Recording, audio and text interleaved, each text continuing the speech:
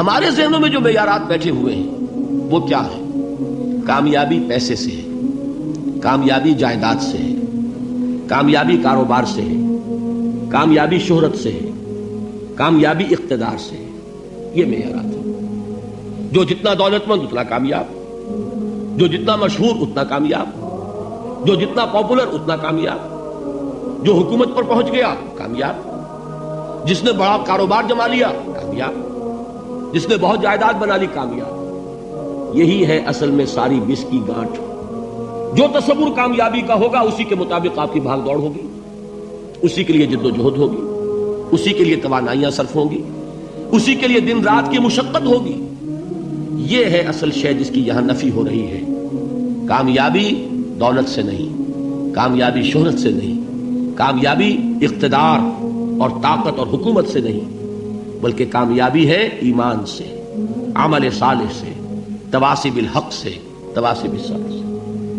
آپ غور کیجئے اس نقطہ نظر کا، اس ایٹیچیوڈ کا، یہ جو مینٹل ایٹیچیوڈ ہے اس کا بدل جانا ہی انسانی شخصیت کے اندر انقلاب برپا کرے گا. اب آپ کا نتیجہ کیا نکلا؟ اگر تو دولت سے کامیابی ہوتی تو قارون بہت کامیاب تھا، اگر حکومت سے کامیابی ہوتی تو فرعون اور نمرود بہت کامیاب تھے. کامیابی ان سے نہیں ہے. کامیابی انسان دولت میں قارون کی دولت تک پہنچ جائے اور دنیا میں دبدبہ اور اقتدار اور سلطنت اور حکومت کے اعتبار سے وہ نمرود اور فرعون کا مقام حاصل کر لے، وہ ناکام ہے، خائب ہے، خاسر ہے، برباد ہے. اور ابو ذر غفاری کامیاب ہے، چاہے ان کے پاس کچھ نہیں تھا، جھونپڑی تک نہیں تھی، کوئی گھر نہیں تھا. حضور نے فرمایا ہے اللہ کے کچھ بندے ایسے ہوتے ہیں جو کسی محفل میں جانا چاہیں تو انہیں اجازت نہ ملے، جو کہیں اگر رشتہ کرنا چاہے کوئی ان سے رشتہ کرنے کو تیار نہ ہو، کہیں کوئی سفارش کرنا چاہے تو ان کی کوئی بات ہی نہ سنے. لیکن اللہ کے ہاں ان کا وہ مقام ہے کہ اگر بھولے سے بھی کسی بات پر قسم کھا بیٹھتے ہیں تو اللہ ان کی قسم کی لاج رکھتا ہے. یہ ہے فرق. یہ جان لیجیے اچھی طرح. اس بات کا مان لینا آسان، اس پر سبحان اللہ کہنا آسان، لیکن اس کے مطابق آپ کے اپنے ذہن کا بدل جانا بہت مشکل. اس لیے کہ ہم متاثر ہوتے ہیں اپنے ماحول سے. وہ بڑا محل ہے، دیکھ کر ایک دفعہ جھجری آتی ہے، وہ بڑی سی 20 فٹ لمبی کار سناٹے کے ساتھ آپ کے پاس سے گزر گئی. ایک دفعہ اعصاب کے اندر ارتعاش ہوتا ہے، محسوس ہوتا ہے بڑے یہ نصیبے والے لوگ ہیں، بڑے خوش نصیب، بڑے کامیاب.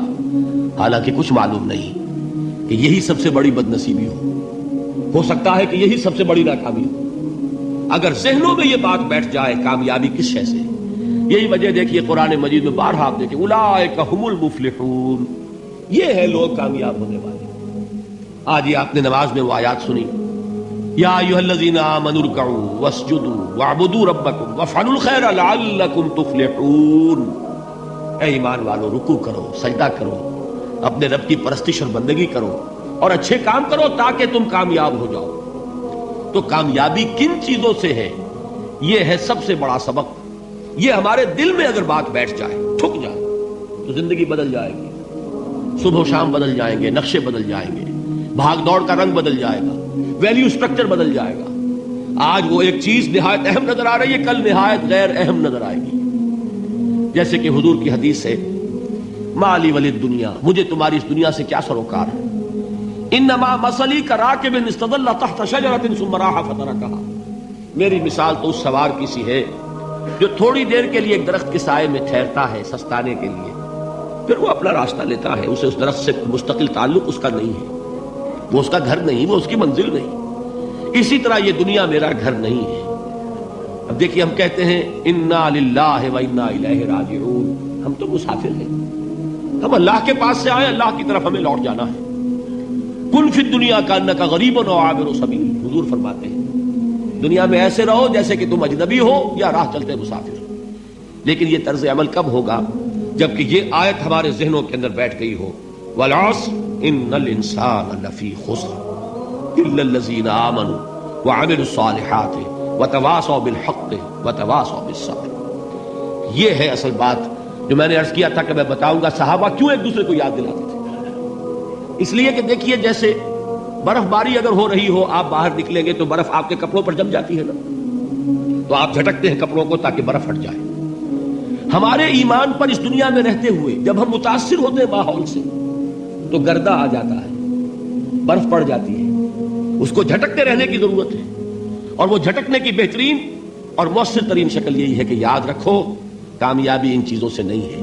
چمک دمک جو ہے دنیا کی, یہ ساری چمک دمک جو تمہیں رجھا رہی ہے, جو تمہیں اپنے اندر گم کیے ہوئے, یہ لفظ گم پر اقبال کا وہ شعر یاد آ گیا کہ کافر کی یہ پہچان کہ آفاق میں گم ہے, اور مومن کی یہ پہچان کہ گم اس میں ہے آفاق. تم گم نہ ہو کر رہ جاؤ اس میں, مبہوت نہ ہو کر رہ جاؤ, مرعوب نہ ہو کر رہ جاؤ. دنیا ہی کی محبت تمہارے اوپر ڈیرے نہ ڈال دے, تمہارے دلوں کے اوپر مسلط نہ ہو جائے. لہذا تازہ کرتے رہا کرو والعصر ان الانسان لفی خسر الا الذین آمنوا وعملوا الصالحات وتواصوا بالحق وتواصوا بالصبر. پھر یاد کر لو, پھر تازہ کر لو اپنے اس یقین کو کہ کامیابی دولت سے نہیں, کامیابی ثروت سے نہیں, کامیابی اقتدار سے نہیں, کامیابی شہرت سے نہیں, کامیابی جائیداد سے نہیں, کامیابی ہے ایمان سے, کامیابی ہے عمل صالح سے, کامیابی ہے تواصی بالحق سے, کامیابی ہے تواصی بالصبر سے. یہ چار چیزیں ہیں کہ جو کامیابی کے لوازم